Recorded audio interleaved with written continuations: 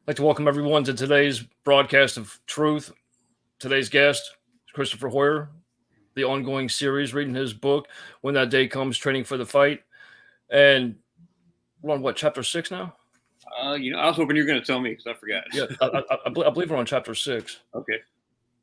And then, so, but I want to kind of finish this little story that Chris and I were talking about.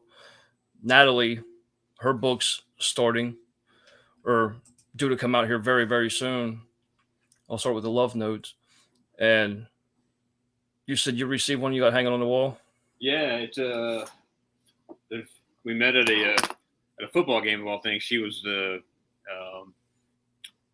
um, my words are escaping me tonight, so sorry. She got an honorary captain. So they brought her in. It was a mutual friend that invited me to go down there too, and there was another deputy that had just been killed just a couple months before that in really bad situations. His mom was there. A whole bunch of first responders, of course, and they ended up being a really good night. And of course, Nat, doing the coin toss and the whole 9 yards, it was actually pretty cool. And then that's kind of where it all started between her and I. And now it's one of those things where, we see first responders, veterans, fire. In fact, we had a nurse last night. We were out driving around Christmas shopping. And, I pull into the parking space and she's like, "What do you got?" I go, "We got this thing over here." And I pretty much make her do it now. Sometimes she's like, "Well, I don't have anything." I said, "Well, then go write one. I got time." So, so she got She got Post-it notes in every little cubby hole in glove compartment in the car. Oh my god, dude, they're everywhere. She just brought up like 3 bags. I mean, full, and they're like it's like little thank you cards, like little 3x5 cards mostly. So it makes it a little bit easier just to kind of fill them up. I mean, she's got unbelievable handwriting. I kind of quit writing them because my handwriting is so bad that it's like, wow, I don't even know what the hell that's. I can't even read it myself. So, well, I mean, but it's it's the little things that really do make the biggest difference, though. It's okay. So, you're 18 plus years in, how many people randomly just stopped and said, "Officer Hoyer, thank you"? I mean, I mean, it may have happened once or twice. I mean, but realistically, I mean, how many people really? Because people take it for granted. They expect you to be there. right, It's never a "Hey, thank you," for making the sacrifices away from family and all that other stuff as well too. So it's a post-it note. Yeah, I'd say I could probably count it on one hand how many actual guys stopped and said thanks or whatever. But what did happen more often than not was people would anonymously buy us lunch, and then we wouldn't know about it till till they're long gone. Hey, that guy picked up your check, but he already took off. Okay, so we don't have any opportunity to thank them most of the time. Well, that's the point, though. They were thanking you, right? Yeah, which is cool. I mean, we know certainly not going to say no to that after the fact. I mean, what are we going to do? But we always end up pretty much paying for our own thing and just giving her the tip. That's pretty much where it boils down. Which is kind of cool for her, so or him or whatever it is. So awesome. But you look good, all cleaned up, man. Yeah, you shaved about 15 years off. Seriously. Yeah, I know, right? I know. Well, for guys that don't know, I caught the vid up in Vegas, pretty sure up there with the Wounded Blue, which, by the way, is an unbelievable conference. I mean, probably the best one I've ever been to, except for the fact that we came back, caught COVID, but whatever. So, so we were down for, I think I was down for about 9 days. She was down for just a little bit longer than that. Do either of you have predisposed conditions of anything, like as far as breathing conditions or anything like that? No, and it hit you that hard? It just came out of nowhere. I mean, I went to. So we got back on Sunday. I went back to work on Monday, and I was already feeling. I was like, "Yeah, something's not right." So I went into work, and I told the guys, "Say, hey guys, I don't know what is going on here. It's just kind of like a flu-like."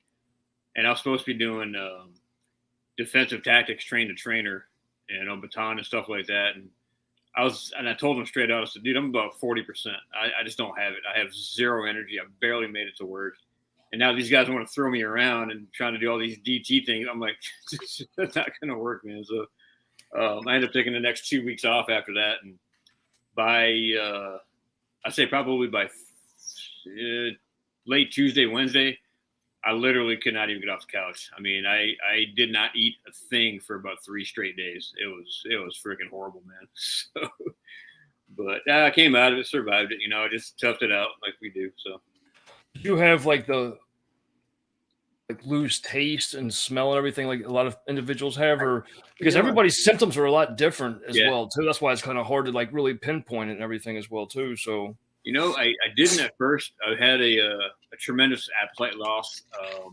Really, really cold. Sitting on the couch, fully geared up with sweats and everything else, and a couple of blankets, and just couldn't get warm for the longest time. And I'd climb in the bathtub, and I'd be freezing to death, shivering, getting in the bathtub, and then I'd be fine for a little while, get back out, and clearly I didn't sleep for the several days as well.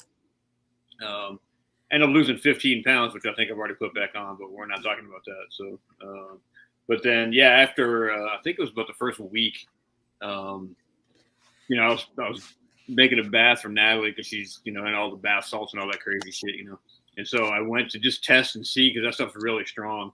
Nothing. I'm like, oh, this is great. So, some of the natural oils, like with the eucalyptus, especially, is real good for like the sinuses and things like that as well. Yeah, I use the eucalyptus. You ever tried one of them? What are they called? The netties or whatever it is that has like the little kettle that you pour like in your nose, drown yourself. I'm trying that one now. Oh my god! But I will say that we doped up big time on like vitamin C and Gatorade and pretty much all the liquids I could put in my body. It was miserable. Oh my god! But then I finally came out of it, and after like I said, about 9 days, 10 days, whatever it was, I was back to 100%, and it came full circle. Took me 3 or 4 days to get the energy back. But after that, I was fine. I've been fine ever since. It's been several weeks now. So, awesome. Good to have you back, man. I mean, we've been going through withdrawals. We haven't spoken in a little while. I'm having you on the videos. People ask me all the time. I forgot what chapters 1 through 4 were about already. I'm like, we'll cover it again. But so that's an honor, man. It's an honor. I love it. I just love it. So, well, that's one of the reasons why I'm building your website out as well too, for not only the promotion of your book and things like that as well too, that were, if you wanted to do your own podcast, if you wanted to do your own training videos and give other law enforcement agencies, officers, or even civilians can benefit from some of the knowledge that you provide on things to, because individuals really should be training their kids on certain things to look out for, especially in today's society.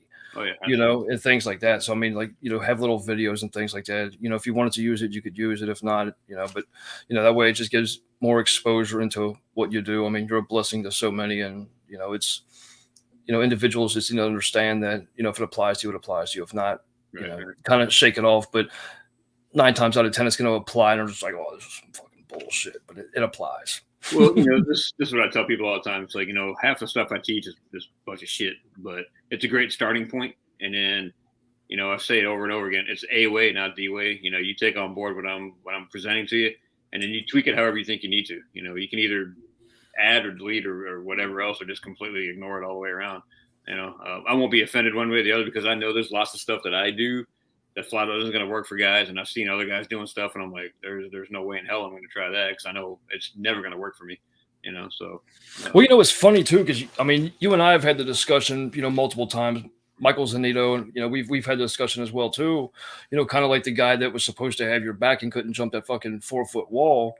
It's the little things like that that kind of throw it off to where it doesn't apply to everybody because you're on this level and I'm up here.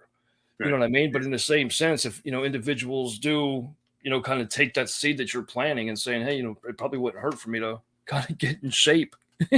I mean, I don't understand why you wouldn't be in shape anyway. You know what I mean?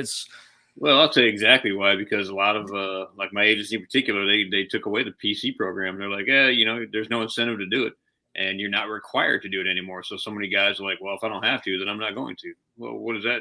What kind of message is that sending?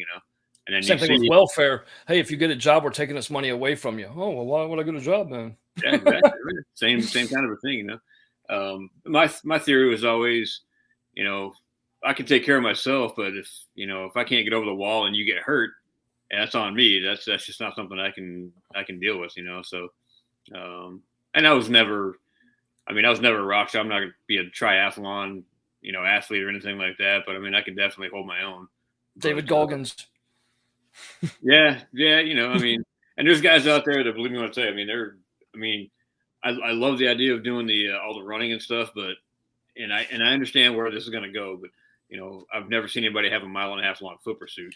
But clearly, you need to be in shape. So when the big one does hit, you're at least if you can at least run a 1/2 mile in shape with all your gear on, that 1.5 miles is going to be where you pretty much set that bar. That's clearly the bottom of the barrel minimum, but so. But of course, I was never a runner. I hated running unless they were running from me. I never ran. So, so you need to get on this show with us, John. Is what you need to do while you're ripping your hand open over to the fence. You need to rip that computer open right now and jump on this broadcast with us. See, and that's another thing too that people don't think of too. Like when you're in pursuit, it's kind of you are cognizant of the environment and things like that. But if you're going to go hop a fence, you don't know even if it's a wooden fence and it's not like chain link, there may be a nail or a splintered piece of wood on there as well too. That if we're hopping that wall and get cut, it's like. Well, when we get to the food truck story, I'll tell you how that one just went to shit. I mean, oh my God. I get out of there. And you wouldn't think it either. I mean, that's one of the things too. I laughed. It really wasn't funny, but it was kind of funny. I'm just like hilarious. It was absolutely funny. At the time we were thinking to myself, oh my God, what the hell is this shit? But when I get done, I'm freaking covered in glass. I mean, I got glass in my hands and my knees, and I'm still having to fight this guy. It's like, dude, what? That's not shit you plan for in the academy. It's like, well, anything can happen at any time, So, and that's why it's important while you're going in there and doing what you're doing, because it's it's like the very first series that you and I did with Chris Gregorio, and I was talking about how they may train us for some of the things that we necessarily wouldn't be expecting, but the unorthodox things are what I need to know about. The common sense shit is gonna fucking be there. I mean, the unorthodox, the unexpected is what officers need to be trained for. It's the, hey, maybe 1 out of 10 officers have to pull a baby from a dumpster. Yeah. But that fucking shock value has to be put there because that could be that breaking point.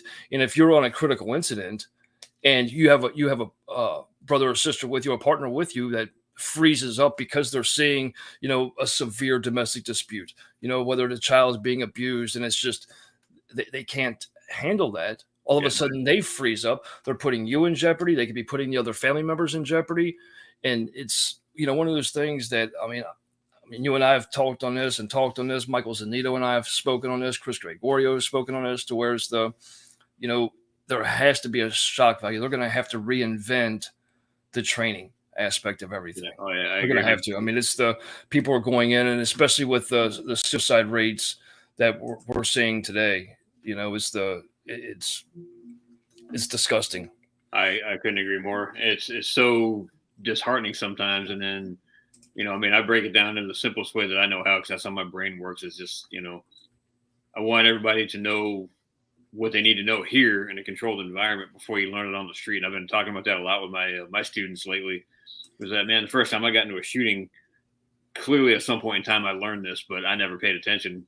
That now this guy just tried to kill me. Now I've got to pull him out of the car and give him CPR. And that was one of those things I learned on the street like a freaking jackass. But, when I talk about the Dave Glasser scene, I show a really gory photo of a dead guy. And I said, look, man, it doesn't necessarily mean it's going to be a gunfight or a shooting or whatever. It could be a car accident. It could be a drowning or something like that, where you're going to be seeing these kinds of things that it's going to shock you, and you need to be ready for that. And then playing that what if game, which we've talked about 100 times, think about all the different scenarios. So when it's time to get it on, you're right there. You're in the mix. You don't have to think about it. You're just going to go to the next level, whatever it is. So it kind of goes into like the whole paper target aspect of it as well too. We sit here and we practice every day at the range. The fucking paper target isn't moving. It isn't firing back. So yeah, I mean, I may be spot on every shot, but put it to where I'm going to have to react because that paper target has a pistol or anything else and it's being erratic and moving around. My accuracy might drop to that, Chris Hoyer not taking a shot outside of 15 yards. Oh yeah, no, I know that. I know that. I know better. Hey John, how you doing? I'm doing good. How about y'all? I'm blessed, brother. How you doing? I'm glad you actually made it on. So, because John, if he knows he has to do something, like he rushes around to get it done. He was stressing about being able to get everything done because he wanted to be on this broadcast as well too. And he's like, man, I don't know if I can make it, man. He's trying to scramble, get this shit done. I'm glad you made it, brother. Always welcome, man. Always welcome. So. Hey, if I'm on time, I'm late, so I try my best. Congratulations. So, hey, Chris, just to kind of fill you in, John just recently got promoted to sergeant in his department. Shit. So he's whole new change. And that's one of the things that I want to have a one-on-one with him on a video. You could come on as well too, Chris, that I kind of want to talk about that because, you know, that's a big mind fuck as well too. Excuse my language, but I mean, as far as that transition from being, you know, street cop to now being that being my superior to things like that, you know, it's now you're having to deal with yourself. You know, it's like now you know why Sarge is always yelling at you and shit. Even worse than that, man. I'm going to warn you. When you got 10 Chris Hoyers working for you, don't call me, man, because I don't want to hear about it. That's where it's going to be. You're like, what did I do this with? So we don't even have 10 people together, but when I have that person yelling at me to call a supervisor, hey, they're here. Now you got to talk to me the way you want to talk to them. You know, see, and that's one of the things though too, and Chris actually covers it in his book, you know, when he was first going in for the training and stuff like that as well too. But you know, having a smaller department, it's kind of I guess it'd be a flip of the coin. It'd be the chance, basically. You know, you can either have that close-knit, you know, brotherhood, sisterhood, and, you know, family, or if there's a lot of contention or, you know, people trying to show ass and stuff like that as well, too, to where, you know, sometimes those small numbers, it can be a positive or it can be a negative, you know, depending on, you know, the mentality of everyone else. If somebody's got to be fucking rock star, superstar, and all that other shit, you know, so. That's one good thing about our department. We're pretty close knit. If you're divided, then you're not gonna make it with us. Versus one of the bigger agencies in our county, I mean, you've got 5 or 6 different supervisors. I mean, that's crazy to me. You know, you can please 5, but that 6th one you piss off. Now everything's, you know, a mess. It plays a real big role, and you know that's why I can't wait till Chris gets into it in the book, because that's one of the things that he covers, because he was already going through all the fucking lashback that he shouldn't have been receiving because of, you know, the different decisions that he made, split-second decisions. Now superiors, you know, coming at him and, you know, making you more uncomfortable. You're already uncomfortable about the situation you just went through. You know, now you have superiors, you know, like second guessing you and things like that as well too. So it's a big deal, you know. So it can be a problem sometimes. But, yeah, you know, I mean, we don't think about these kinds of things when we're going into it. We just want to go out there and save the world and make a big difference, you know. And sometimes we do, sometimes we don't, you know. So what are you gonna do? Yeah, I'll put something out there to people that don't know. You know, hey, you're on duty. You handle this stuff. We had an incident today. I was working at my part-time job, and I see one of our Tahoes go flying by. Okay, there's a call. That's something we should never hear about as a law enforcement officer having to have a fucking part-time job. You know, that's just the sacrifices that are made in our professions and stuff like that. It's insane that I even heard you say that. I mean, I commend you for it. You know, I know it's, you know, your son and stuff like that as well too. You want to make the best for you, yourself, and your family and things like that, man. But it's fucking disgusting to hear that, you know, officers struggle with. Anyway, go ahead. I'm sorry. It is. I mean, it's rough. I actually I work off about 2 a.m. normally, and then I'm back at 8 a.m. for a 9-hour shift. I mean, you know, but being a small department, even if I did have the money to not have to work it, we still got to fill that schedule. And, you know, most of our guys are willing to do that just to fill that schedule to do what we need to do and for the people we work for. Well, you touched on that about the construction as well too.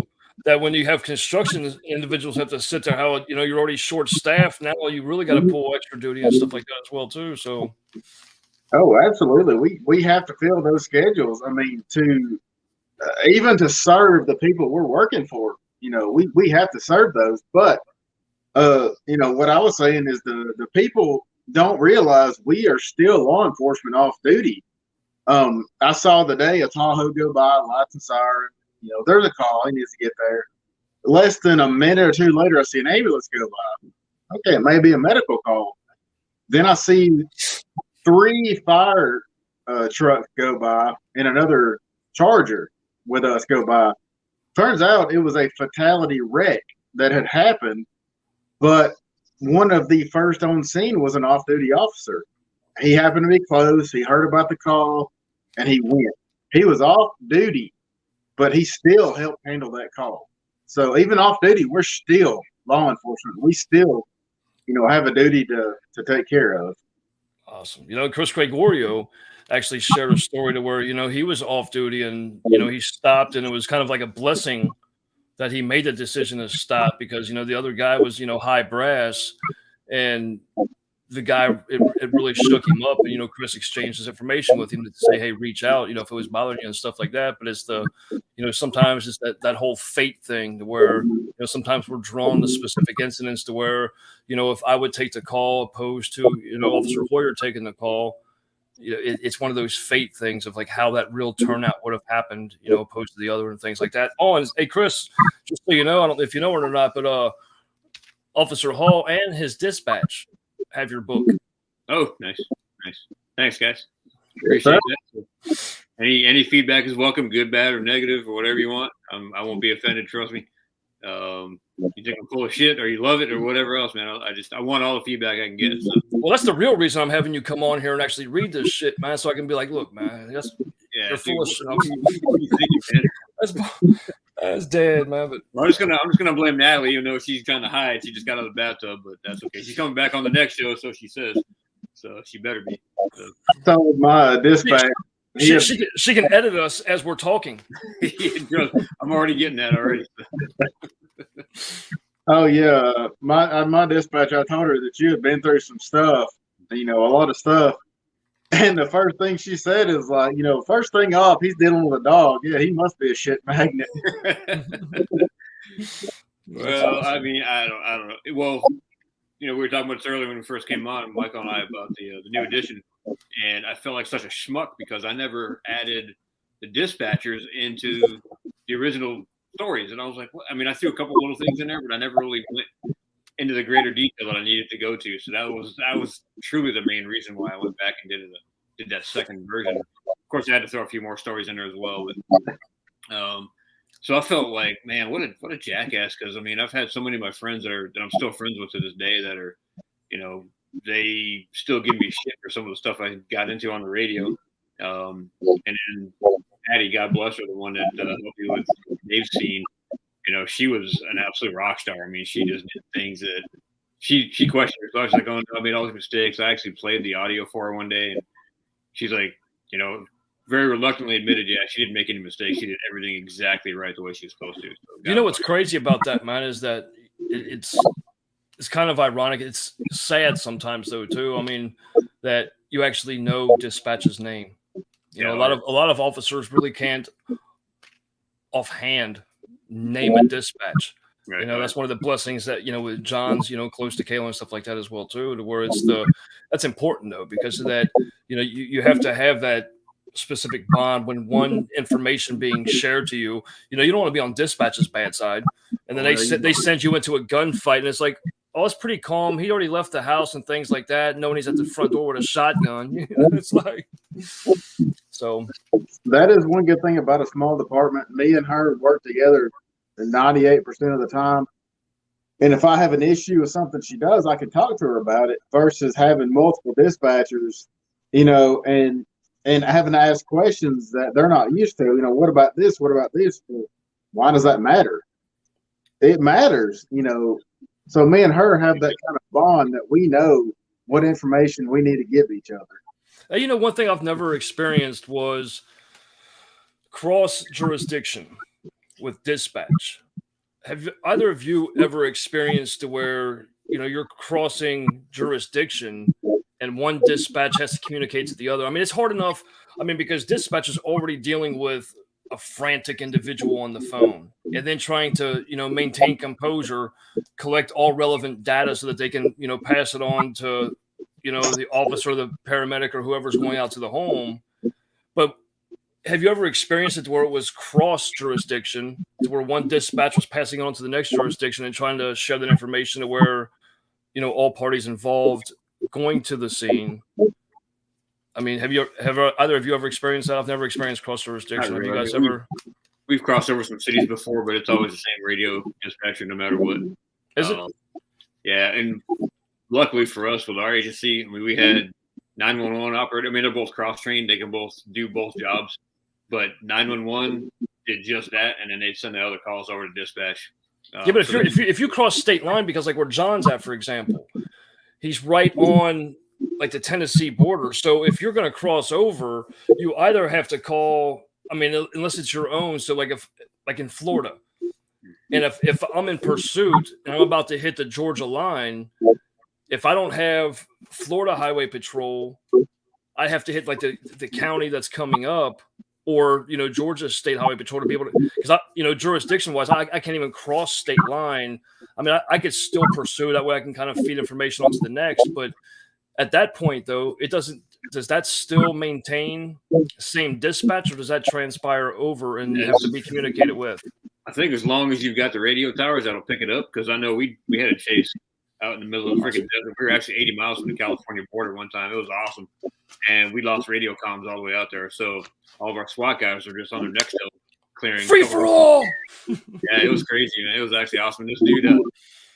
I'm not going to get into the whole story now, but basically he was on live TV and shot himself on live TV. And the freaking news guy's like, shut it off. And bam, the guy freaking, I was like, holy shit, dude, that was awesome.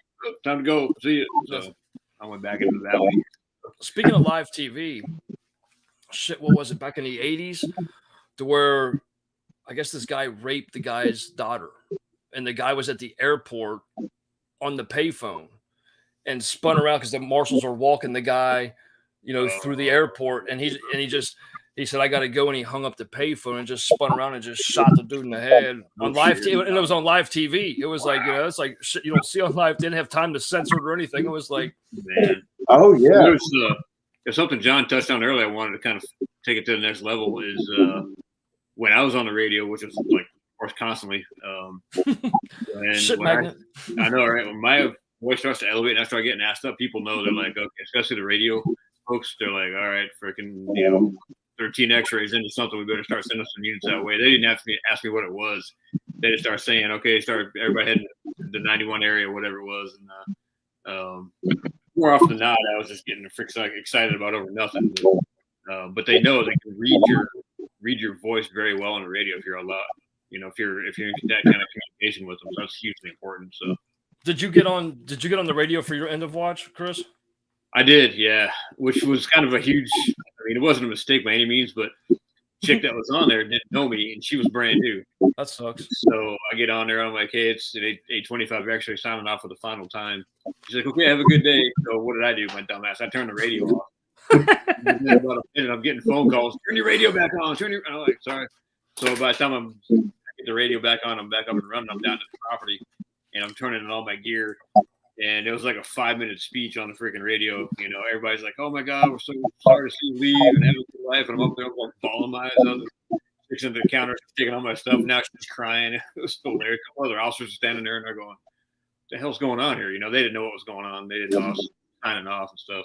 That's awesome. So that's my type of luck, though. It's like, the person I've served with or that's been communicating to me my whole, time of service, they're not there the day that I'm signing off. It's like, I mean, think of the odds of that, though. It's like you get a newbie your last day, like. I know, all right, yeah. And I think she was just relieved. So I think my main whoever she was taking a break or something. But where our property is right below radio, so I couldn't even make it out the door because half of them came down there and I'm like, no, you can't leave. Well, I got plans, man. I'm out of here, dude. So yeah, 20 years was enough for me. So. Awesome. All right, let's get into this book, man, because we'll have more conversation as we get in here, because this is a good chapter right here, man. So you got to tell me, is it 5 or 6? I don't remember. Well, let's go ahead and start in 5, because 6 actually takes off how 5 ends with the FNG. Okay. It actually takes off, if I'm not mistaken. I'm pretty sure it does. Yeah, I can't remember if I read this one last time or not, but well, it's not going to hurt to read it again. All right, cool. It becomes muscle memory. Yeah, right. All right, if you guys are ready, I'll tear it up. So, we're ready.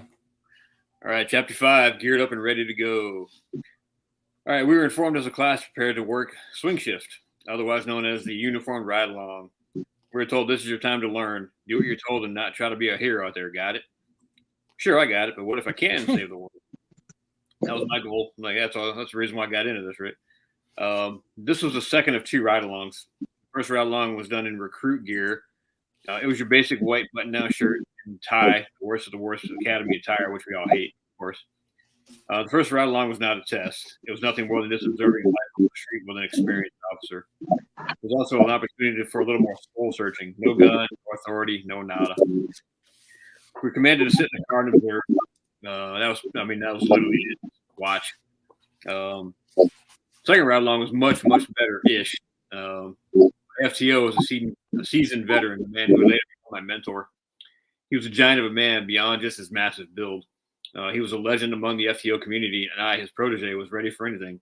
However, as a wet behind the ears, not even badge-holding rookie, I did have a gun, and I was terrified. It was a very cold introduction by my FTO. Mostly, he just gave me a hard look up and down. It was followed by a doubtful smirk, obviously questioning my ability. How much do you weigh? He barked. Sir, I'm 140 pounds. With all your gear or what? He replied coarsely. Kiss my ass, bitch.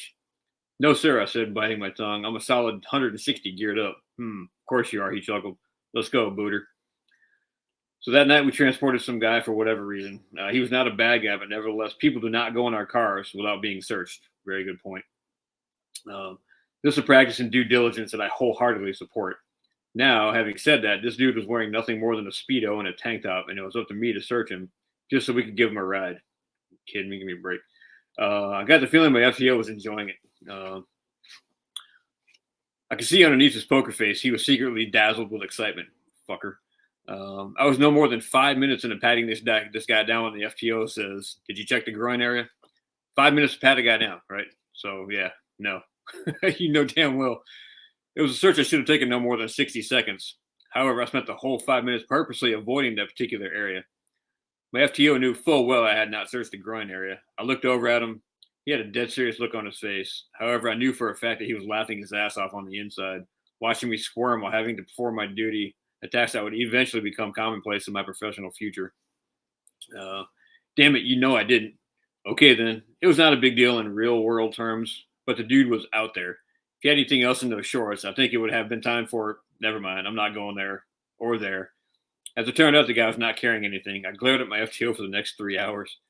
Yeah, shut up and learn, right? I was still in the academy, and my plan was to go back and tell my classmates that I got to drive the car on 2 wheels, rappel off a building, and deliver a baby. Yeah, man. In reality, the highlight of my night was that I got to handle another dude's junk. My first day of delivering pizza was not that exciting. I purposely chose this career, right? In the end, I survived the night. I finally had street experience. Look at me, ma, top of the world, right? You know, and yet I still had no idea what was coming. That was my fight. So gearing up for the fight. During the testing phase, hey, I want to touch on something real quick. It's kind of important. Yeah, and then you know, because John and I spoke about this before too, as well. So when you said that, you know, obviously he was questioning your ability. I mean, it plays heavy on the mind, especially when it's the beginning stages. I mean, we just get pissed off when we're veterans and somebody questions what we're doing. But when you're first starting out, and it's almost like, you know, oh fuck, I'm day one, I'm already like, you know, being in question, or people, you know, doubting me and things like that, to where, you know, it's one of those flip of the coins as well too, to where it either, you know, drives you to prove yourself, or B, it kind of turns you off as far as the, you know, fuck this dude, you know what I mean? And especially the superiors, you know, and that's where, you know, these discussions that we keep having about peer support groups, you know, when our superiors, you know, have that I'm better than you mentality, or, you know, get some time in, kid, type shit. You know what I mean? It's it makes you standoffish. So then, because of that happening, even if it wasn't just like a traumatic experience, because of that fucking shit happening, and you're thinking like, oh, they're already questioning my abilities out here right now. What's going to happen when you experience that one call that fucks you up? And it's like, well, you know, he was already questioning me from day one on the simple shit.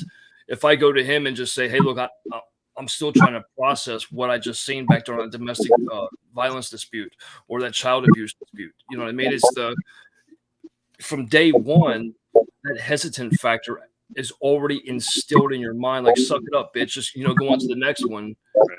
To where it's from the very beginning when it's instilled in an individual and an officer, whether brother or sister, that hey, okay, yeah, hard ass, go on and go do this. But it does play on that because obviously you recognize it. It's in your fucking book.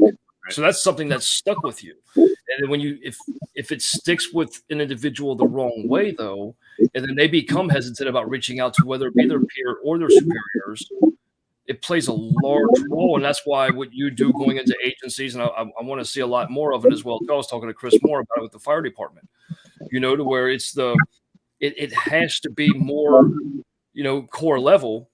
But the superiors, have to. I mean, yeah, you want to be stern to where fucking people listen to you. But nowadays, when it's test taking abilities, it's like you haven't even shown yourself, motherfucker. You're sitting here trying to tell me what to do. But anyway, it's like you recognizing that to where it's right there, from the very beginning. It obviously it's stuck with you. Right. I mean, it did. I mean, this is your first fucking, out there, and that's the one thing you remember, and that shows a lot, and that's why what you do is so fucking important, and that should be one thing right there that is stressed when you go into these agencies, these departments, or even speaking to a one-on-one, because if that's stuck with you, if that sticks with an individual that is going to actually have one of those moments to where they take that call. How are they going to respond to that when they had that perception of their superior, or even if it was their fucking partner? It doesn't even have to be a superior. If the person riding with me that's supposed to have my back is looking at me like, yeah, you don't even know what you're doing. It's like, well, I can't even come to you about this call we're on, let alone if I'm thinking about eating my fucking gun. Yeah. So I mean, it's the. I think that there's several ways to attack that one. I think one of the guys I'm working with now, he's a lieutenant with this company I'm working for, good dude, and he had all of I call them my kids, had all the kids today do some homework last night, and they come up with what's your definition of command presence, which I thought was huge. I'm like, that's really good. And some of them, bullshit answers, whatever else, they piggybacked off everybody else. So I think if you have that and you remember, all of the stuff, we're going to talk about this, I think, further on in the book, all the stuff that you went through to get where you are, your confidence should already be pretty high. And, in my opinion, if this guy has already lost my respect, why do I care? I'll go to somebody else. I've got nothing to prove to this guy over here. If you don't, if I'm not a freaking muscle guy like he was, don't get me wrong, he's a stud. I still talk to the guy all the time. One of my closest friends. But he was a hard ass back when he was an FTO. He was a hard ass, and he wanted people to realize that. And it's like, well, that's all great, but I'm just starting out. You've been an FTO. He already had 15 years on then. I don't have to prove myself to you. I got to kind of just prove myself that I can do this job. And I didn't lose his respect. He didn't lose my respect. But I could definitely see that where I've had my peers that I've graduated with that, I had a guy, I'm not going to get into it because he's a fucking bag of dicks, but whatever. Story. But the guy he literally had 6 weeks on me and treating me like he had 10 years on, and I'm like, dude, we went to the academy at the exact same time. You just got hired on 6 weeks before I did. Now you think you're some fucking rock star, so I completely lost respect for that guy, because he was a tool. He just had no clue what he was doing, and he was trying to act like he was all tough. I'm like, okay, yeah. So yeah. Hey, with that being said, hey, so John, with you being there for the time you've been there, have you experienced? I know it's just been, what is it, 2 weeks now? 2 weeks? Yeah. I mean, have you experienced anybody? And again, I know it's a small department and things like that, though. But I mean, are you feeling any kind of somebody looking at you differently than, because it does change perspective. It's kind of like when Chris stepped out. It's we don't like to think that we lose the brotherhood, the sisterhood, or anything else when we do retire or we step out or it's our end of watch. You know what I mean? But trying to relate with them when they're still taking calls every day and I'm sitting back on the beach sipping margaritas, it's completely different. It's a different lifestyle. It's unrelatable in essence. And then also now, with you now being sergeant, it isn't the same lifestyle in essence. Now you're a superior. So have you seen any of the, brothers and sisters that, ultimately were side by side, and now you being the superior, have any of them, which I know it's still early in, but have you kind of noticed that where somebody feels like standoffish or anything? And no, not really. And I kind of consider that I'm no different than before. We've got the chief, we've got the assistant chief. They handle most everything. I haven't really had to step up per se yet, but I am the nighttime guy. I've got to be the one to handle everything during the night. But really, what is anybody else going to say? Anybody else in my department's had 6 years less than I have. There's not a lot of ground to stand on in that point. And if they did try to step on that ground, they're going to get shoved back off really quick, considering the time I've had. But I would kind of like to touch on this subject, the starting out point. There's a difference in making the same point. I made a traffic stop. Hey, how did I do? I actually asked him that, and he wasn't FTO, but that's who I was riding with to start with. And instead of saying, well, you did this, you shouldn't have done this, this is how you should have handled it. Literally on that traffic stop, I asked him how I did, and he said, horrible. You stuttered too much. Now that's a great what do you mean? Instill confidence.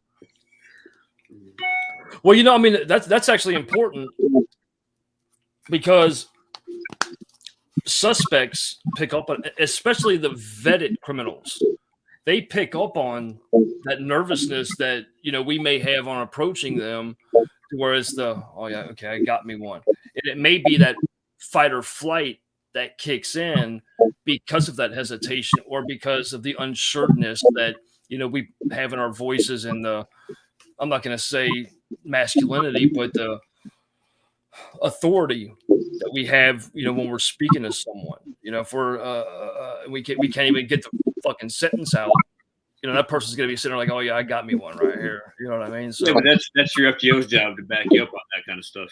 Be there to make sure you're good to go. That's one of my famous sayings is tell the rookies, the newer ones, to always sound like you have confidence. Don't let them get out of control, and don't let them ever think you don't know what you're talking about, because it's going to get out of control at that point, and it is hard to regain it.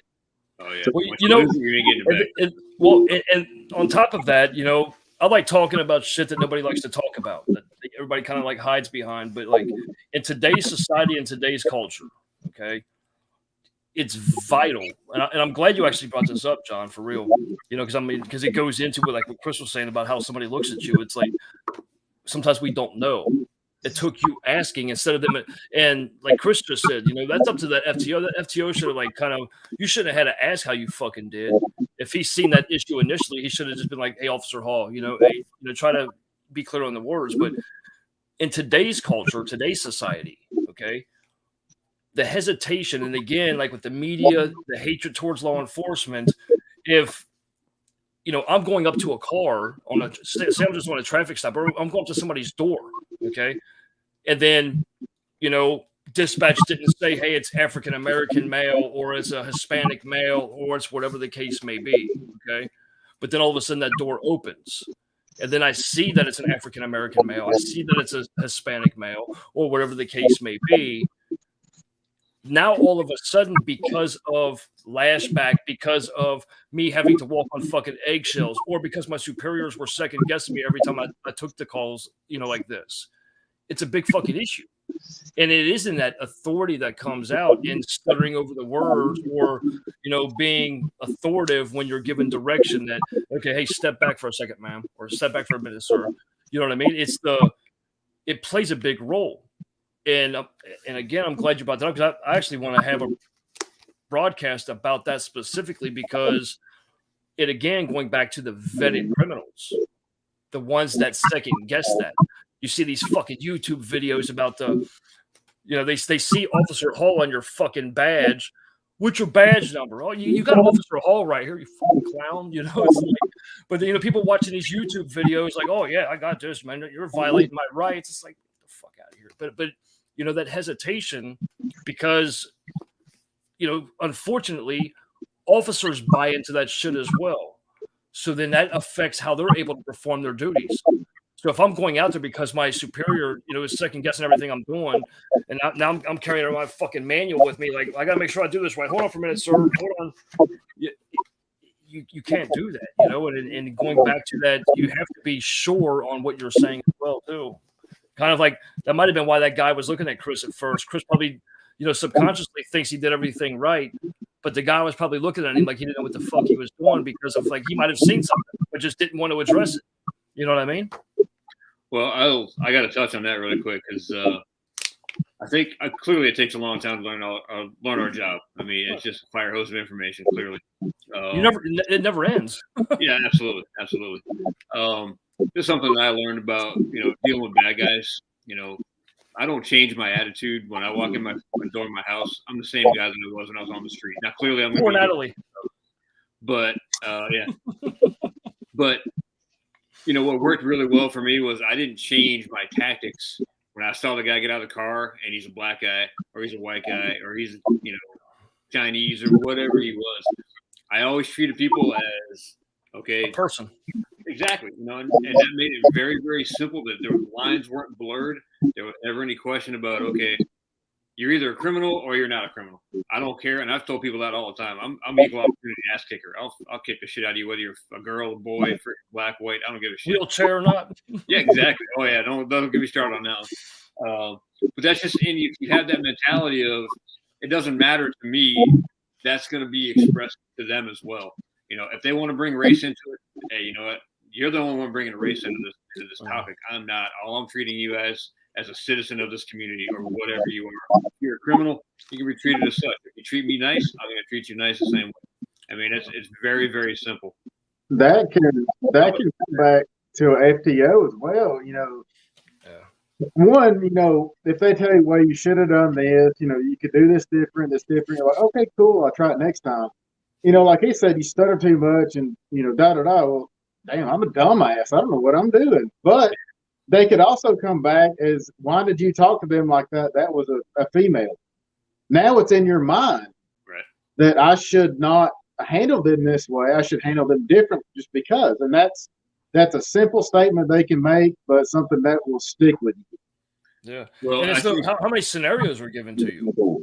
I mean, how much role playing is done? And again, going back to that's why I love what Chris does, and I really want to get him into fucking agencies as a mandatory class for real. But you know, there's no role playing in there. I mean, yeah, when you do like, you know, the ground tactics and things like that, you may have to partner up and things like that. But you know, we just grab somebody we're comfortable with and things like that. But it's that role playing is not done to where you can't have those scenarios. You know, you're trained on one thing. All of a sudden, you go out there and do it. It's like, hey, you did that wrong, Officer Hall. Well, give me an example. Fucking run it by me. Hey, role play with me real quick. Tell me how I should have handled that. You know what I mean? It's because you know, in our own heads, we don't see that anything was fucking wrong with it. You know. Well, and even our superiors can say something I don't agree with. Just take for example, we just recently qualified, and I did good. I'm proud to say that one. But you know, we do 6 standing, 6 shooting at 25 yards, and I will get down on one knee and shoot. And you know, he told me, well, you know, the more you have on the ground, the more stability you have. You know, if you get down on both knees with your feet, you have more stability to shoot. I absolutely agree with that. What's going to happen when I get at a shootout and I've got both knees on the ground? I cannot move like I need to. Right. So even being told something in training does not mean it equates to real life situations. Right. Kind of going back to the whole unorthodox aspect of everything. You know, I'm shooting a paper target, but when we're going through the academy and we're going through firearm training, we're told to shoot torso. Why? Because everything else fucking moves. It's the only, you know, we're not shooting to kill per se, but it's the only immovable object on the human body. That's why it's torso. I don't care if you're in the military. I don't care if you're in law enforcement. If you go to any kind of firearms training, you're shooting torso because it's you can't move the torso. You know, the head you can duck and beat, your arms move, the legs move as you're running. The torso doesn't move, so we're trained to shoot torso. Well, what happens in real life when fucking we're out there doing that? All of a sudden it becomes fatal shot and things like that. Well, it's what I was trained for. Now I'm wrong because I just dumped 3 into him. You know what I mean? It's the but anyway. I think that this entire thing, I mean, again, everything that I say is all just based on my opinion only, but mine too. I think that if we can remember, when you're getting hired on, when you're going through all the bullshit, and even now, John, in your case, just try to not overthink shit. Like with your boss telling you to put both knees down, that just happens to be how I shoot. Okay, so I don't disagree with that, but that works for me. It doesn't work for you. Okay, he's trying to make you do something that you're not comfortable doing. Now, if you say, okay, well, I'll try it your way, and it doesn't work. Okay, what I like to do when I'm training is I say, okay, well, that doesn't work for me, but what are my options? If I get forced into that position, where can I go? The first thing I'm thinking is I'm going to probably roll off to my support side, and then I can move on from there, whatever it is. But if you're forward thinking versus overthinking, I think that will save a lot of this freaking debate about, well, like you're talking about talking to girls a certain way or talking to, suspects a certain way. It's like you treat everybody on a similar level. Of course, you can't treat everybody the same. That's just not feasible.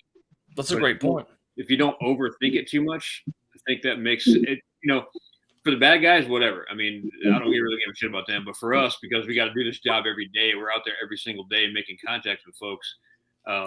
If you're worried about how you're going to respond to something, what do you think is going to happen already? No matter what you say in that first 5 seconds, it's going to be wrong because you've already got a predetermined attitude of what you need to be. Well, my FCDO said it's a girl, so I got to treat her this way. Well, no, you really don't, because guess what? That's not how it works. You know what I mean? So, that's a great point. I'm glad you just brought that up as well too, because the overthinking hits every level, whether you're a rookie, veteran, fucking superior or not, because it's again, as cultures change, as society changes, from call to call, even it's going to change to where it's shit. Now because this scenario is going on, now I'm playing out in my head every fucking possible outcome, rather than just handling the here and now and the best case scenario that I see right now, instead of overthinking it and then I'm sitting there, I'm out in fucking outer space trying to think of every scenario while I'm fucking getting 2 to the head. Right.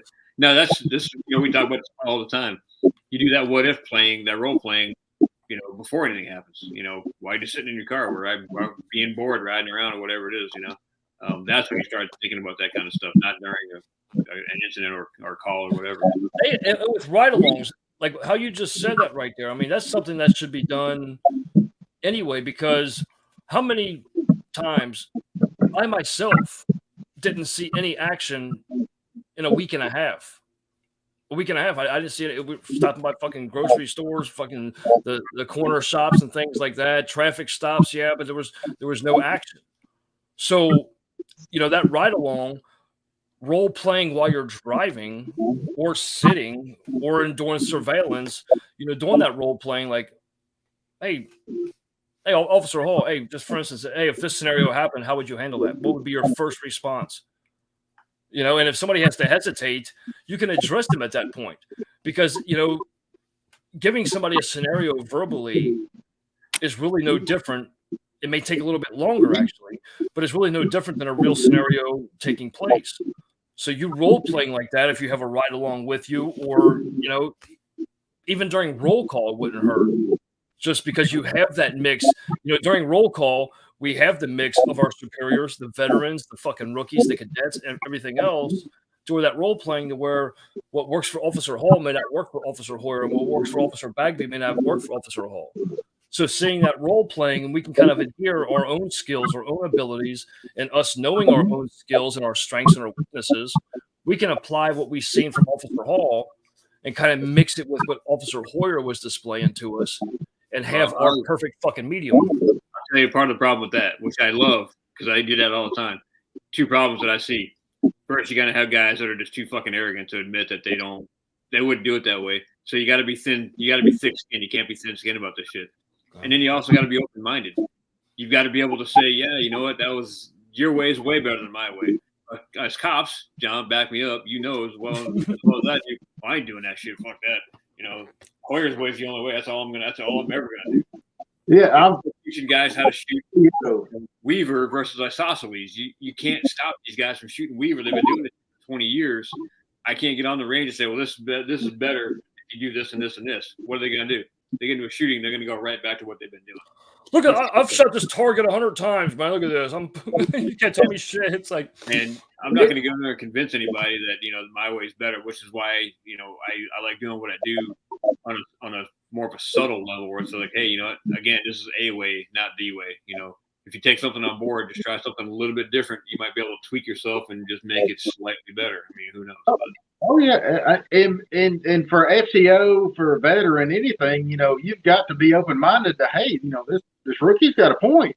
We could try it this way. That might actually work, instead of, I've been doing this for 10, 12, 20 years. This is the way we do it.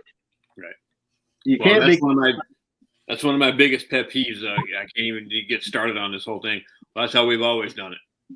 Okay, well, this is an extremely progressive profession that we've chosen here. So that shit that worked in 1980, it doesn't work now. So you actually cover that in the book. I do, big time. Oh yeah, and if I get into stories later on about that, I'll probably be pretty ugly because I get pretty pissed off about that. Well, that's what's awesome as well too about this book too, and it's one of the reasons why I love it so much too, because it's not just a read. You feel the emotions. Yeah.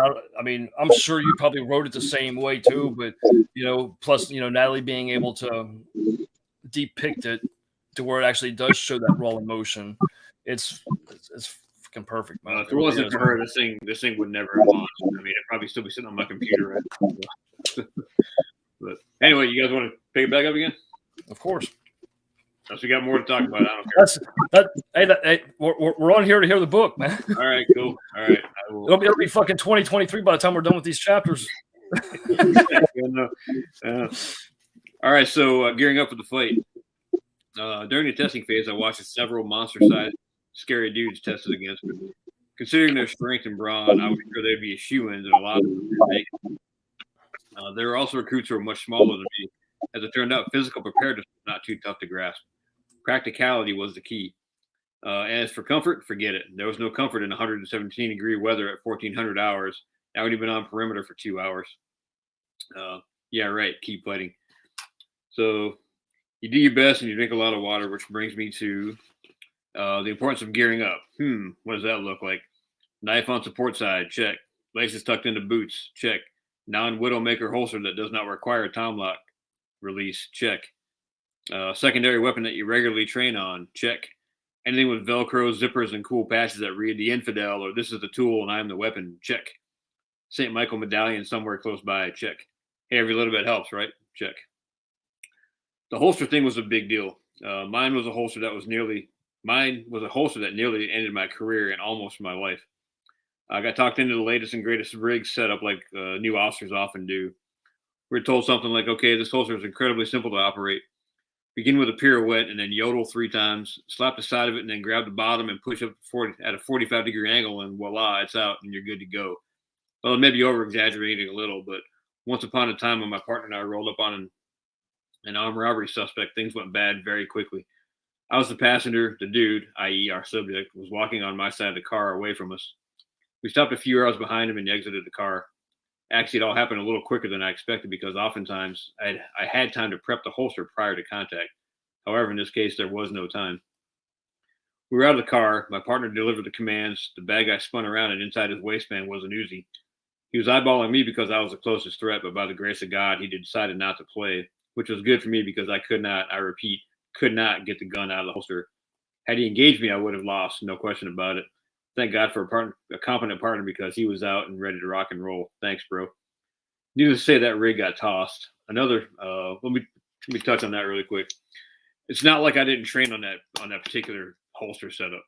I couldn't get my muscles to work the proper way because that's when we see 100 times you push down, rock forward, and then pull it backwards and then get it out that way. I could not get my arms to work, my fingers to work. It just wouldn't work for me. And I'd be at the gas pump, pumping gas, practicing, home at, in the closet all the time, practicing, doing this thing all the time. And I never felt comfortable with it. And then when it came time to really freaking need it that day, it wasn't the rig that failed. It was me that failed, because even though I tried, I couldn't make it work flat out. And it took me a long time to figure that out. Thank God it didn't cost me. So, speaking of gear, if it's flat out just not working for you, dude, just go get something else. You don't need to fit in with the rest of the guys because they got a fucking thigh holster or whatever it is, the cool thing this week. Make it work for you, because if it's not going to work, it could cost you your life. And you guys you heard the story about a fucking guy with an Uzi. Had he pulled that thing out, started shooting, I would have been done for, flat out done for. So, all right, moving on. You're on mute, Michael.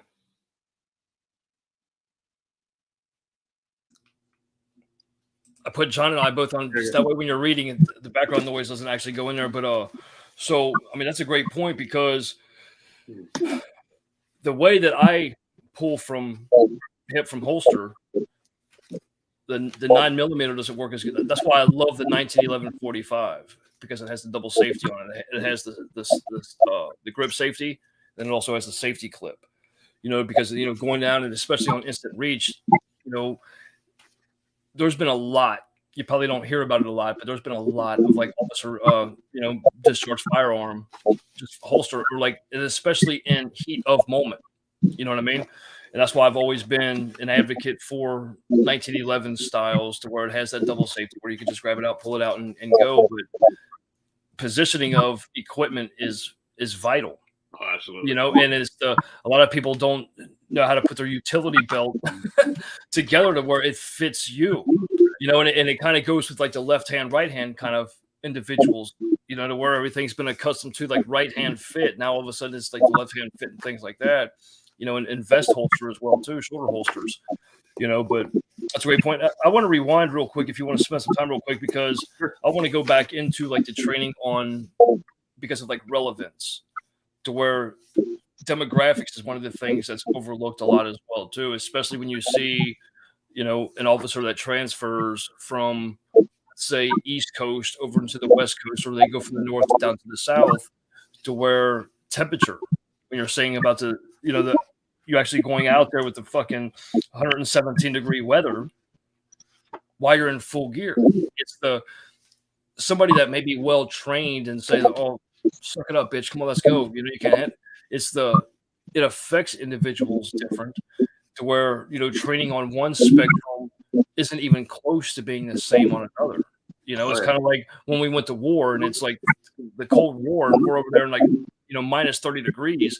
It's not going to be the same outcomes as an individual has been trained for, 60-degree full gear weather. You know what I mean? And it plays a large role in it. And it's like I do want to touch on one other thing, though. It's kind of funny actually having in that, man. Where it's like because you say about having that actually in there with you and things like that. So it's oh yeah, St. Michael. Yep. Oh yeah. Like I said, man, every little bit helps, right? I mean, it certainly can't hurt. So why not, right? I mean, so yeah, everybody's a little bit different, I'm sure. Some people think you're crazy. I've actually given away several, and I request them, like, all right, just put it in your vest pocket behind your plate or wherever else, and just carry this kind of thing. So I've said that to individuals as well too. It's funny. I always give the example about when fucking Theodore Roosevelt was president, and he had that black little fucking pocketbook. And then, like, they tried to assassinate Theodore Roosevelt. And it was his little notebook in his pocket that actually saved his life. It sounds stupid, but it was like, that was really like the deal. It was just like, keep it close to your heart, to where, you actually keep it close to your heart. I mean, it could be, you get double benefit. You get a twofer out of it. Yeah, no doubt, right? So. All right, I'm going to keep moving. Needless to say. All right, needless to say, that rig got tossed. Another wise investment, in my opinion, is a quality weapon-mounted light. If you don't have one, get one. I know what you're going to say, but I work during the day. I hear that all the time. Okay, so you never rented a dark warehouse in the daytime? How about a bar? All right. How about one of my worst fears was in the covers of to look under a bed. Is there a light under there? I think not. Handheld flashlight? Nope. Takes 3 hands for that. Drop it on the floor, you say? Good tactic sometimes, but when Murphy steps in and the light rolls away or ends up missing the one corner you needed lit, no. Secondary officer, first off, will there be enough room in there for 2 in a tiny bedroom? What if the bed cannot be flipped? It's too heavy or the headboard prevents it from moving. Possibilities are endless. The best part for me, besides the obvious lighting of a darkened area, was putting a light in some dude's eyes and blinding him. Usually just long enough for me to gain the advantage that I needed. That's another really long one. We got into a debate on this. Buddy of mine, he's a Marsoc dude. And he argues that in 20 years in country, he never needed a fucking weapon mounted light. I'm like, okay, that's great for you. If you never needed one, he's like, well, I just have my hand on a flashlight or whatever. Okay, if you're Marsoc carrying a handgun, highly unlikely, right? I mean, when you've gotten to the point you're carrying a handgun, tell me with a straight face that you didn't have a fucking light on your, because if you did, you're a fucking liar. Well, he watched too many of them fucking movies where it's like, yeah, which is great. That's a great tactic. If that's what you got, your light goes down because Murphy steps in now. Okay, I can see that, but and I do teach that. But if you have the opportunity to get weapon mounted light, why wouldn't you? And he's worried about the company I'm working for now. He's worried about these guys having grip safety style actuated lights. I'm like, so get the TLR1 that is thumb actuated only. You don't have a chance of pulling the trigger, doing the sympathetic response or reflex or whatever it is. I'm just a big fan of them because I can't tell how many times I've been, we're in the middle of a fight and somebody else comes up behind me or beside me when I'm focused on this and I can't see my peripheral very well. And I draw out before I can get my gun and my flashlight out. I draw my handgun out and stick that thing in his face. And I turn the freaking light on, and it buys me 3 seconds to get on my feet and create some lateral distance between me and him. It's just one example of 1,000, but very debatable. I welcome the feedback. I love it. Don't feel like you're gonna piss me off. I don't give a fuck. I'm not gonna be offended. Well, I mean, it's a true story though, because it goes back to like, people are like, oh my God, you really want to have a fucking 22 for your, protection in the house, because just like with the light. If you can deter someone for a split second, that turns the tables a lot of times to where it puts it in your advantage rather than that. Even if you shoot somebody with a fucking BB gun, they're going to have to regroup. They're going to be like, oh, shit, what's going on right now? Same thing with the light. Hey, if you can't see, you can't fucking, defend yourself or fight or anything else like that, I agree. So, okay, moving on. Hey, Michael, Chris, I hate to, but I've got to jump off here. I'm about to sign off for the night. I've got an early morning. Excuses, man. Excuses. Everybody's got excuses. You're on Sergeant's Day now, man. You're making all that money. Yeah. Hey, thank you for joining, John. Seriously, man. It means a lot. I mean, I know you scrambled to make it on here, man. I appreciate you actually making the time to make it on here, brother. Yeah, and I want to get back on here with you, Chris, when you're going over your stuff. And Michael, we talked about having our own little episode. Whoever can join's fine, but I'm gonna make more time for it. I did just want to jump on here for a little bit, and Chris, I had told you I wanted to get back on here with you too. So oh yeah, absolutely, man. Anytime, man. Please do. I love it. So, yeah, because I pay like yearly for the StreamYard platform, the Vimeo, and all the different platforms to kind of add everything together, and that's why, like, Mike Zanito is about to start his own podcast. I'm like, well, don't fucking pay for a platform. You could just use mine. It's like, it's everything's already paid for. And I'd rather see it being used for things like we're doing right now. You know what I mean? To kind of just benefit others and actually have a conversation that so many people want to have, but they just don't know who to talk to about it, stuff like that, man. So thank you so much, John. Yeah, for sure, man. Yeah. Absolutely. Right, hey, you be safe out there, brother. Yes, sir. We'll see y'all soon. Yeah, hey man, hey, enjoy that desk, man. Take that game chair office with you. Put a shield back there behind you. Yeah, I love it, man. I love it. Yeah, yes, sir, man. Stay safe and stay blessed in all things, brother. Yes, sir. Yes, sir. All right, where was I here? All right, back at it. All right, so handheld flashlight? Question mark? Nope. I think we're gonna deal with that one. So, all right, sport side knife. Sport side knife tactic was something I learned in the academy. Weapon retention, kept on my primary side, terrific. There are so many ways to defeat an opponent and just as many variables to losing. So for me, the non-thinking simplest way was my support side knife. If a bad dude grabbed my gun and the knife came out and went into his most immediate exposed body part, this indicates deadly force, right? Or force now, right? There's several people that will argue that no, it's not deadly force. As far as I'm concerned, the guy is knowingly grabbing your gun. That's that's jeopardy, that's opportunity, and that's intent right there. Why else would somebody be grabbing your gun, right? So Imminent danger. now, clearly, yeah, there are ways you can defeat a guy to get him off your gun, but what the guy's twice your size, and you physically just can't get him off your weapon system, whatever that is. How long are you going to fight with this guy before you finally go to something else? So clearly, that's like a second to last resort, but it's still something that you should have as a possibility to save your freaking life. Because Ray Bashir's Blue Shield Tactical, the close quarter knife defense is one of the things that they're real big on. I mean, it's I love knives. It's it's all the time, and it's just and serrated, because you can't seal the serrated cut, But I mean, seriously, I mean, it's like you said. I mean, you hit it nail on the head right there, because it's the one little cut. I mean, every area almost with a knife is a vital area if you're trained right. You know what I mean? It's I mean, that right there of a knife can take somebody's life. Just that right there. Just the fingertip right there. You hit the carotid or anything else like that. It's just, I mean, I'm before we go any further, I am not condoning life taking. I'm just saying that in instances to where somebody has a gun and they're trying to take my life, I'm going to take theirs before they can take mine. That's what I'm saying. I agree. If it's a life-threatening situation and you're trying to save your life, the life of your partner or a citizen, absolutely, man. You got to do what you got to do. So, well, see, and that's what fucking it irritates me, because I'm trying to write a policy in Florida, but I'm trying to actually make it like a national thing, because they've rewritten a law on what is considered imminent danger. And it's ridiculous. I mean, because they redid like self-defense laws like 6 years ago, to where you can only use equal or lesser force to defend yourself. So somebody comes at you with a bat, you can't use a gun. Bullshit. It's like, well, hold on, let me put this down. Let me go get my bat. Yeah, and now with law enforcement, they're rewriting that fucking law to where they're trying to rewrite the law on imminent danger. Right. Well, hey, did you really have imminent danger? Well, the subject seemed high on drugs, which if it's one of the drugs where they don't feel pain or I can't detain them, they have a knife in hand. That's imminent danger to me. You mean to tell me I can't put that person down?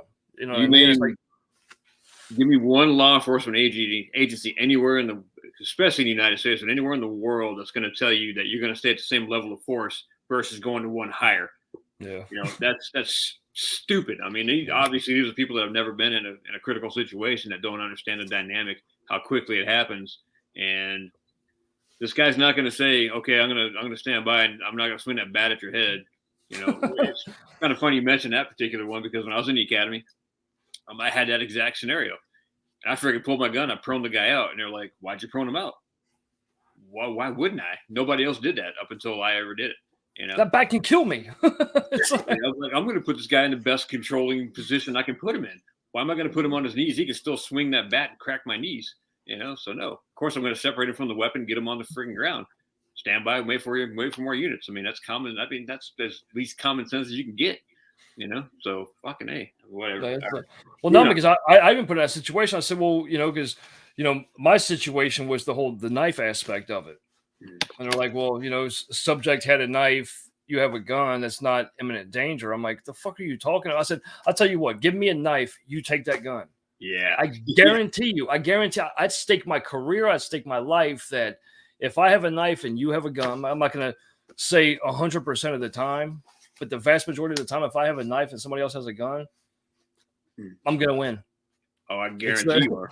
I mean, it's anyway, we could debate on that for days, but it's just that I can't stand the fact that, law enforcement, they're rewriting laws on imminent danger. They're rewriting the laws, not nationally, but in a lot of the states are rewriting the laws on approach the vehicle, on if we're even allowed to have our hand on a holster, because we're not supposed to draw back and walk up in caution, because pulling somebody over by definition of the law shouldn't be considered imminent danger. But it's like I don't know this scenario. So any situation where I'm going in blind, if you put a fucking blindfold on me, I feel that's imminent danger to my life, my partner's life or anybody I'm trying to protect in that scenario's life. But you can just run away. Okay, yeah, that's gonna work. Yeah, that's what my job. That's in my job description. Run away. So also you ran away, and then it got killed 4 people. Why didn't you approach it? Okay, I mean, clearly they can just go 27 different ways. But You should have deployed your grenade. yeah, you should have just talked him out of it. Should have called a social worker. Yeah. Hey, can you send out that mental health counselor? This guy's really not getting it right now. He's coming at me with a knife. Can you send him out pretty quick? Okay, so you got to be prepared for those what ifs.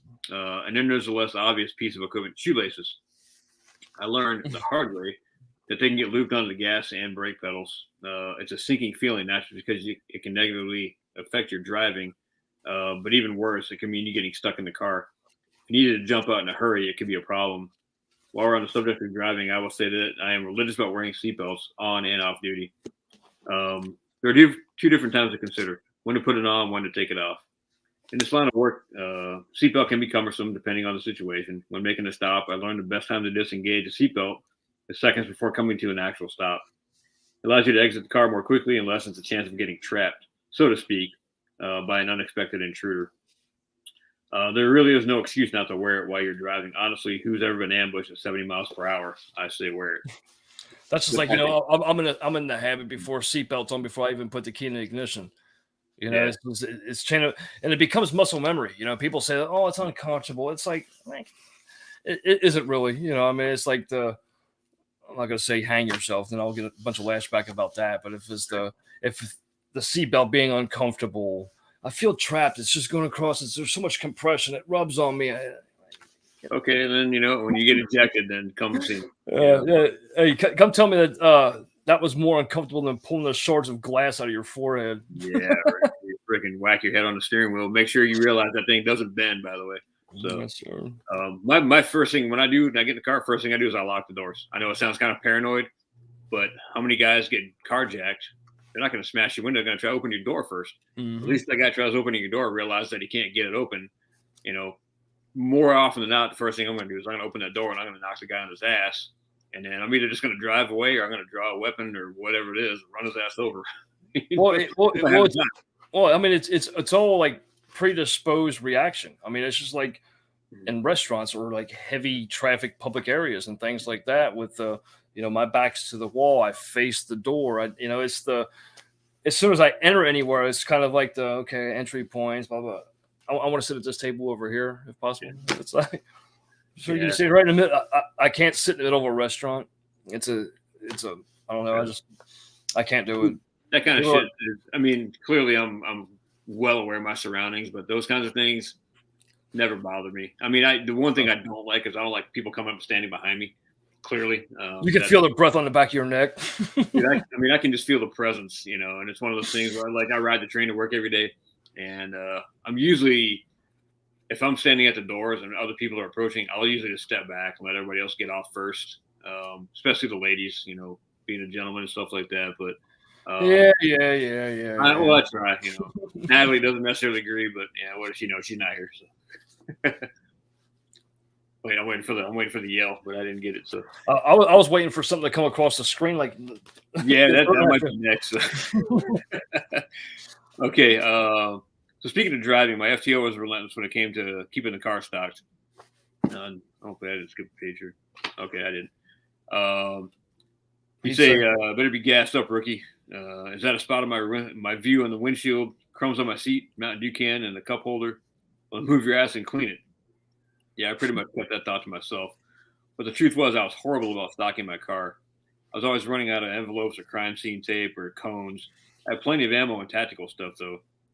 The one thing I did not ever fail on was fuel. I always assumed I would end up chasing some bad guy across state line, and how would I ever live it down if he escaped because I did not gas up? Not okay. So months had passed, blood, sweat, and tears for real. I got through it all. Written test, PT test, background investigation, pre-academy, academy, post-academy, 2 FTOs. There was a sense of freedom and accomplishment when one rolls solo for the first time. I remember waiting for the precinct gate to open. I was thinking, hey, I made it. I'm the police, but now what? Where do I go? I know, I'll go show off my new car to my friends. Wait, no, my old boss. Yeah. Wait, my mom. Nah, she'll freak. The first call came in, an illegally parked car and an hour's worth of research. Wow. I guess we skipped that scenario in training. Phew, done. I was right back in service, and I was just thinking to myself, this is a breeze. Another call came in. Did I hear that right? Convenience store armed robbery? Wait, I'm 1 mile away from the scene. It was my second call, my first day, and I'd only been on the street for 1 hour. Can someone say shit magnet? Lights on. So, yeah, my second call, fucking armed robbery, 7 o'clock in the morning. It's like, and I'm a mile away. It's like, oh shit, this is the beginning of my career, man. Here we go. So, But it kind of makes it, I'm not going to say it makes it nice, but, again, that exposure that really needs to happen because, I touch on this all the time when I talk about complacency because what happens is that, oh, hey, we really didn't cover having to fucking run these tags and try to find out, real owner and things like that. But it's when you become complacent where it's just like traffic stop, and everybody you're pulling over is being compliant. Here's my license, here's my insurance. That day, when it is that day, when that day comes, it's like you walk up to that car, you're just as complacent, everything else is possible. It's just another traffic stop and things like that. Meanwhile, the subject in the car sitting there like this, just waiting for you to walk up to the door. You just walk up blindly because of that complacency to where it was just that, hey, today's just like every other day, same scenario. And it's dangerous and it becomes dangerous. It really does. And that's why I say I hate saying it like that. Like, well, I'm glad you took us armed robbery case your second day on the job, but in the same sense, I mean, that exposure, that shock value in the beginning is probably why you had the success that you had during your career. I mean, realistically, it sounds selfish and things like that, but realistically, I really believe that it's the little things. And, obviously you were attentive the whole way through or this book would have never fucking came to life, bro. yeah.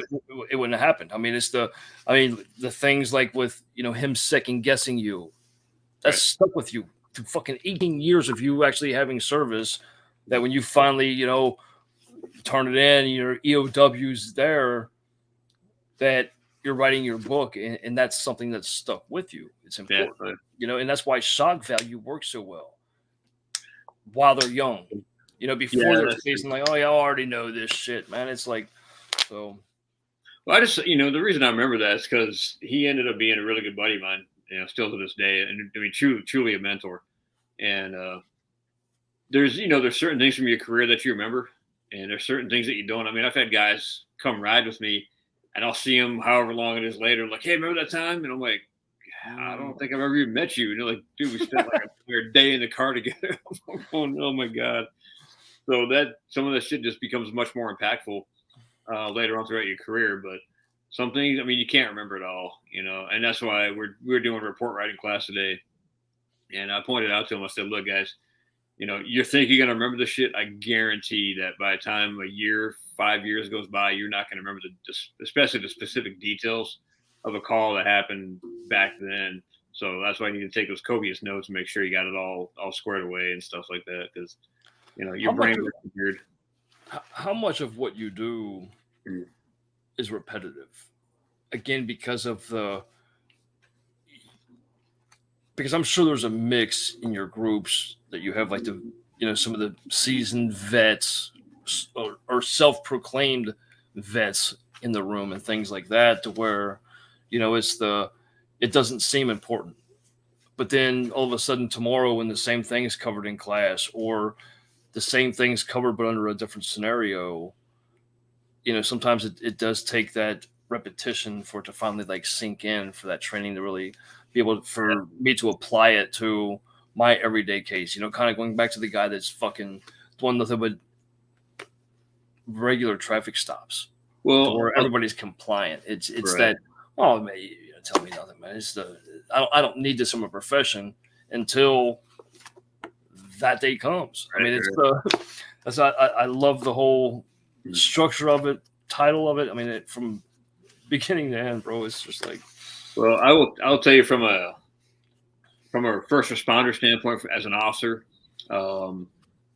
yes, I was very routine oriented. I always search guys the same way. I always approach cars the same way. These kinds of things. I get out of my car the same way every single time. But I was always forward thinking.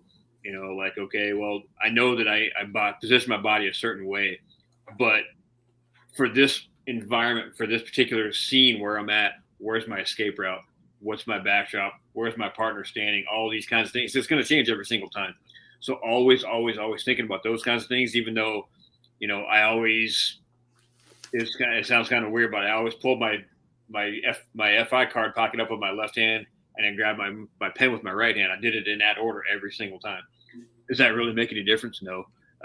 But you say that, but it becomes so subconscious to where, again, going back to the whole muscle memory thing, though, it really did make a difference because it's what your mind was programmed for. Because if you had to do it the other way, all of a sudden it was like that split second sometimes could have been like the difference, you know. And you know, on top of that as well too, it's kind of like going into the being the ready for it aspect of it, you know, to where if people don't take it serious, you know, like how many people in your class are sitting there like, oh, you know, fucking, this is never going to apply to me. How blind and just how selfish it is. You know, I mean, they're not thinking about their families by making that comment. They're not thinking about their brothers or sisters that they may have to, you know, be partners with or anything else like that. It's a fucking selfish comment that, oh, hey, this is all irrelevant. You ain't telling me nothing, guy. I already know this. It's a selfish fucking comment. I mean, it's as in the you know, clearly since I've retired now, being on the instructor side of the role, I'm very forthcoming with my honesty about how I feel about certain things and why I'm doing what I'm doing. Clearly, it's no secret. But I highly encourage people, ask me questions, please, because I guarantee your buddy's asking himself that same question. He doesn't want to sound stupid, you know, and I'll just tell him all day long, if you don't ask that question and you walk out of this room not knowing what you need to know, that could be a problem, man. No bullshit. If you want to pull me aside later or whatever else it is, but I also constantly, regularly, even for just stupid. I mean, I've got the shortest ever traffic control class you'll ever see. It's like 4 slides. Because I mean, how much we really need to traffic control? We don't physically actually go out in the street and do it. So I mean, there's only so much I can teach these guys. But I reiterate to them over and over during that 10-minute class or whatever it is. The number one thing that I want for you guys is to make sure you go home safe. You know, what does that look like? You got your freaking vest on, you got a whistle or whatever it is, a flashlight, you know, these kinds of things. Make sure you're standing in a good position, because if you're not standing where you're supposed to be, you're in the middle of the street, you're not wearing all your gear, you don't have flares or whatever else, you get hit by a car, I can't help you. I just can't, you know? So again, my number one goal is make sure you guys go home safe. And I upplay it because I want people to think of how serious it is, even though this is probably the dumbest class you're ever going to have. And I get it. It could also be one of the most dangerous things that you do, you know? So, and just like the other thing with, you know, you're just going to see a dead guy in a car. It doesn't have to be a gunfight. It could be something simple as a car accident. The guy just has a freaking epileptic seizure and fucking dies, runs into a pole, gets halfway ejected out of the car. You know, that's something you're going to have to deal with on the street at some point in time. So, you know. Let's say I got one of my properties way back in the day. Elmer Francis Holbrook. They, you know, because like lenders, they're not allowed to discriminate against race, creed, religion. But one of the ones that's overlooked the most is age. But a bank knows you're not going to live 30 fucking years when you're 75 right now to pay the loan off. Right. And I was like, well, I can do a survivorship deed. I'll co-sign for you. Not even a month later, they were driving down 275 up in Ohio, and Elmer had a heart attack driving and wrecked.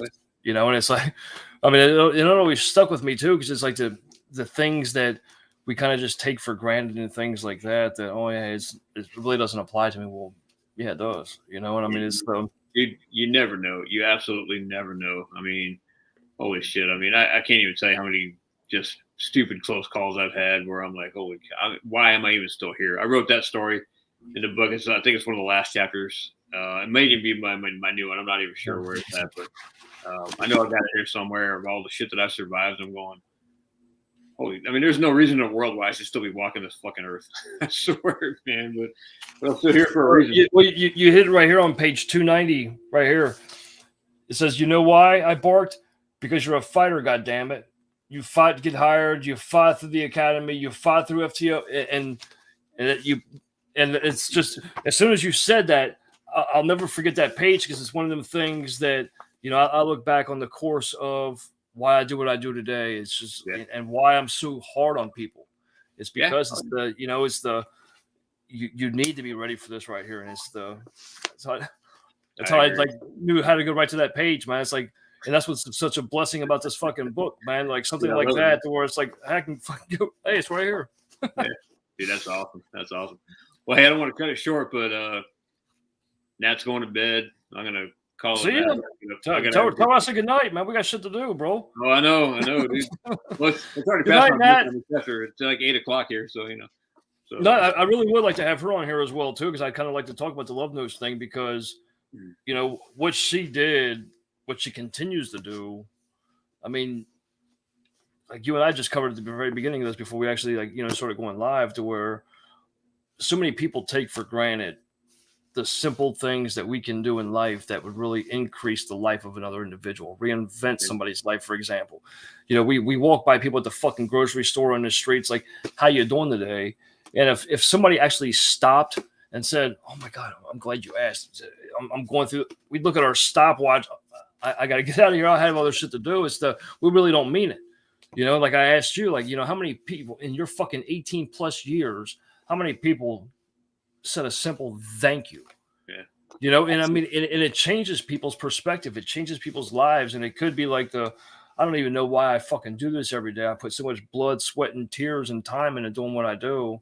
Yeah. I feel unnoticed. Sometimes that simple, hey, I just want to let you know that, hey, I'm thinking of you.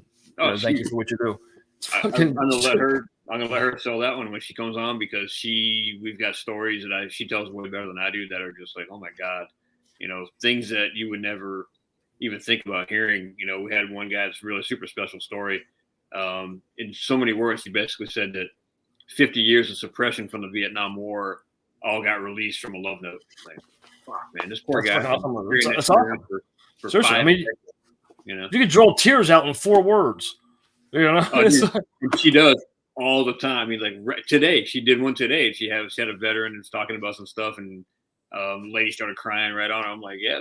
I mean, I hear these stories all the time, and I love it. I don't want it to ever stop. It's awesome, man. It's unbelievable, man. I just love it. So, and it's beautiful because it's so simple. It's something that everybody could fucking do, but we don't have time for the next individual. It's I got other things to do. What are you gonna go do? Watch fucking Shrek, motherfucker? Yeah. Exactly right. Yeah. So, but hey, Chris, here I am saying I got to go to bed, right? So like, I love you to death, brother, man. I appreciate you so much, man. Thank you so much for your time, and always, just let me know when you have time again. Yeah, we're gonna make it more a whole lot more frequent than it was last month and a half or something like that. So. I'll wear a muzzle next time. That way I don't that way we can actually make progression through the book. Whatever.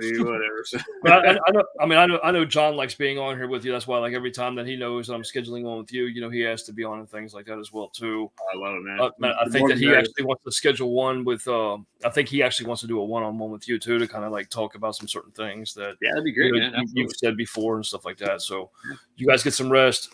You definitely deserve it, man. Rock and roll. Good night, Natalie. I think she's already gone where she went. So, hey man, you stay safe in all things, brother. Right on, you too, man. Catch up with you soon. Always. Later.